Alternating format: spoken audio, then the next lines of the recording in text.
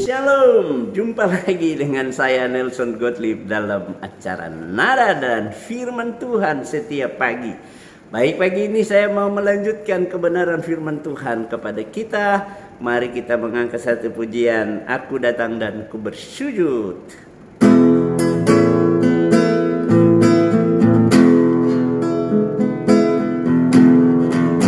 Aku datang dan ku bersujud di hadapanmu, ku rasakan indah hadiratmu.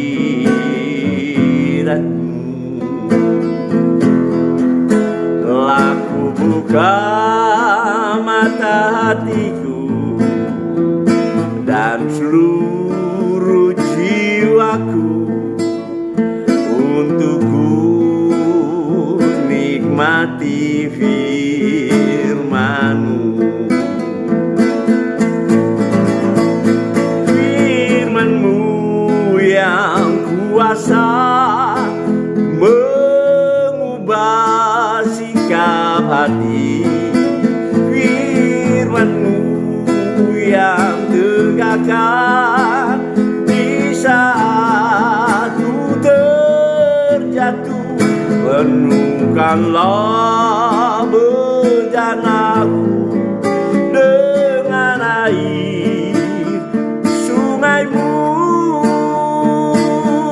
Ku haus akan firman-Mu. Firman-Mu yang kuasa untuk mengubah sikap hati, firman-Mu yang tegakkan di saat ku terjatuh. Penuhkanlah bejanaku dengan air sungai-Mu. Ku haus akan firman-Mu. Ku haus akan firman-Mu.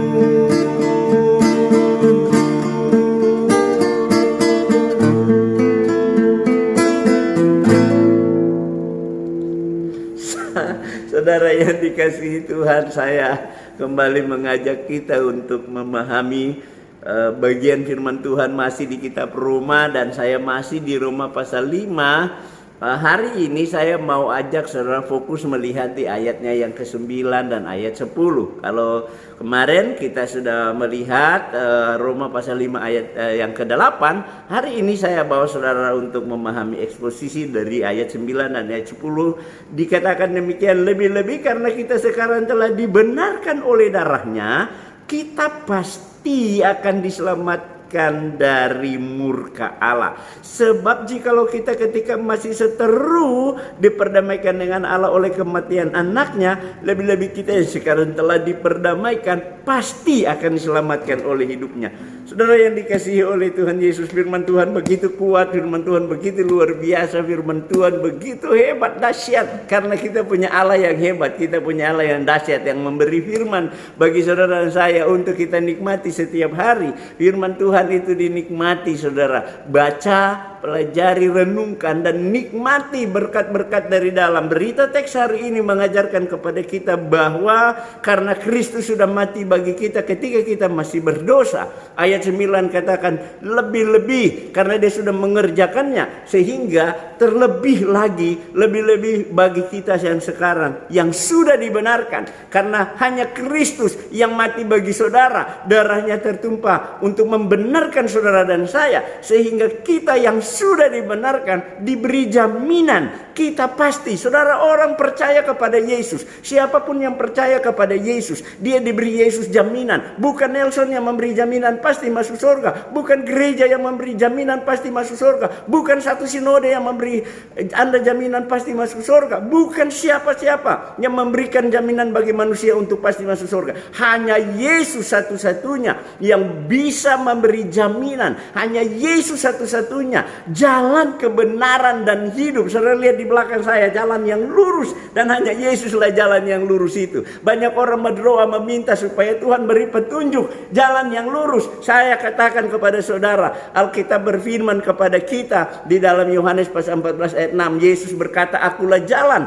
dan kebenaran dan hidup itu. Yesus itulah jalan, kebenaran dan hidup itu. Siapa yang percaya kepadanya, dia memperoleh hidup yang kekal. Orang yang datang kepada Yesus, dia berjumpa dengan Bapa di surga. Dia berjumpa dengan Allah yang Maha Kuasa. Saudara, itu sebabnya di sini Yesus katakan, Allah berfirman bagi kita bahwa hanya Yesus yang membenarkan saudara. Hanya Yesus. Anda kalau tidak dapat dibenarkan, maka Anda akan masuk neraka. Siapapun saudara, kalau Anda belum dibenarkan oleh Yesus melalui darahnya di kayu salib, maka saudara akan dihukum ke lautan api neraka. Tetapi bagi saudara yang mau dengan rendah hati, ya, datang kepada Yesus dan meminta kepada dia pengampunan yang sudah dia berikan di atas kayu salib, itu di pasal 4 saya sudah bahas kemarin. Orang yang berbahagia adalah orang yang diampuni pelanggaran-pelanggaran dan yang sudah ditutupi dosa-dosanya. Orang yang berbahagia adalah orang yang sudah dibenarkan oleh Allah melalui Yesus Kristus yang mati bagi saudara dan saya. Jadi Alkitab begitu jelas berfirman kepada kita, sehingga kita yang meragukan, saudara dan saya yang meragukan kebenaran ini, kita adalah orang-orang yang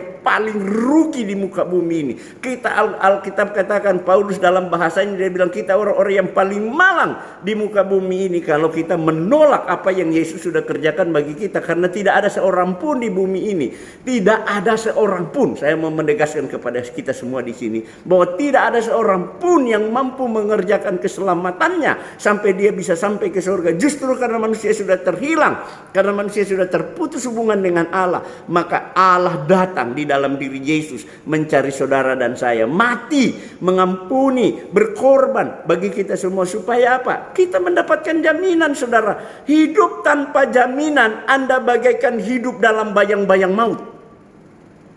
Soalnya kalau kita melihat di dunia ini, siapa yang tidak mau? Apa tujuan Anda hidup? Seringkali orang punya tujuan supaya punya jaminan hidup, bahagia, sejahtera, ekonomi yang bagus dan lain sebagainya. Kalau kita sudah punya ekonomi yang bagus, maka itulah jaminan dalam kehidupan kita di dunia ini. Tetapi saudara, untuk memperoleh jaminan di surga, hanya Yesus satu-satunya yang memberikan jaminan, karena dia oleh darahnya telah membenarkan saudara dan saya. Oleh kematiannya telah membenarkan saudara dan saya. Allah tidak meminta banyak dari kita. Allah cuma minta dari kita adalah, percayakah saudara bahwa saudara sudah dibenarkan? Percayakah saudara bahwa dosamu sudah diampuni? Percayakah saudara bahwa Kristus sudah menyelesaikan semua masalah dosamu di atas kayu salib?